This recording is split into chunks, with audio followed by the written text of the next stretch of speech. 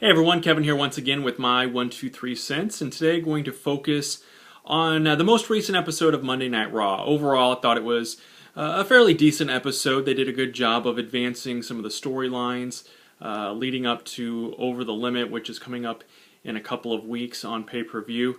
But one thing I want to specifically talk about from the show is the return of Paul Heyman. And I really hope that this is a permanent fixture, not permanent, but a long-term at least.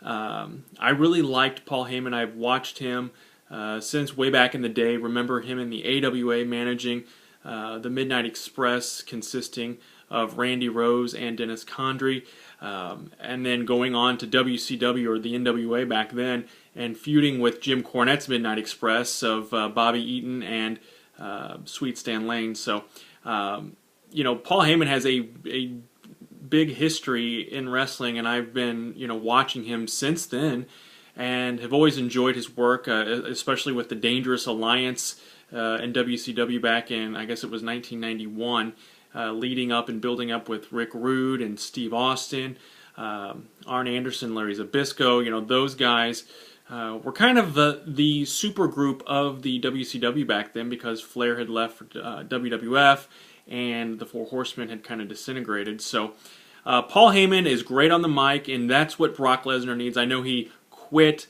according to his letter that Heyman read, but of course this is all advancement of a storyline and angle, I'm sure.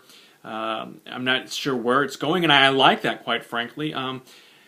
I've kind of turned away from reading the spoilers and the dirt sheets. I want to be surprised again and see what's going on in wrestling, because I miss those days of being legitimately surprised. The Paul Heyman thing. While I was surprised when I read it, I didn't. I watch Raw on Tuesdays, or at least part of Raw on Tuesdays, and because of the job I have, I get up really early in the morning, so I usually watch about an hour of it on Monday nights and then finish it on Tuesday afternoons. So, because of Twitter, and I have to check Twitter because of work, the surprise was ruined, but it was a pleasant thing to see nonetheless, and I really hope that he sticks around. Lesnar needs a mouthpiece, and I don't mean the one for fighting. He needs someone to talk for him. I think that's been painfully obvious through some of the promos that he has cut.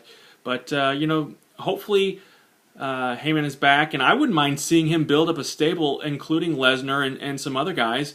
But I guess we'll have to just kind of wait and see where this goes. And I like this environment now in WWE. Things have been kind of topsy-turvy, and some of it predictable, but not all of it. And the Heyman return was definitely something I didn't see coming and was surprised by it. So what do you think? I want you to weigh in, and thanks for watching my 1, 2, 3 cents.